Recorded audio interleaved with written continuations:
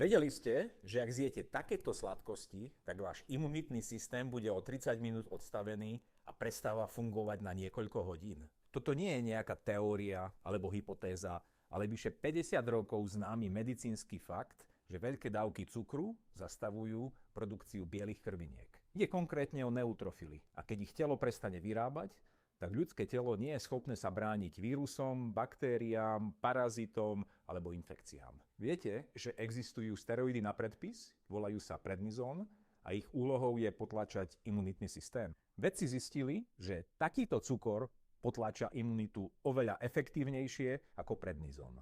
Napíšte mi do komentára, ak vám o tom povedal váš lekár, lebo mne žiaden lekár nikdy nepovedal, že prestať jesť takýto odpad ma najviac ochráni proti vírusom.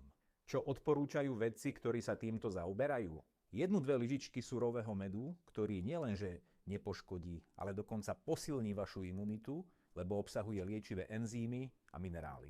Ja surový med miešam s liečivými bylinkami pre konkrétne funkcie so zameraním na srdce, pečeň, energiu, imunitu a zápaly. Ak vás zaujíma, čo robím, pozrite sa na moju stránku včelysvätého ambróza.sk.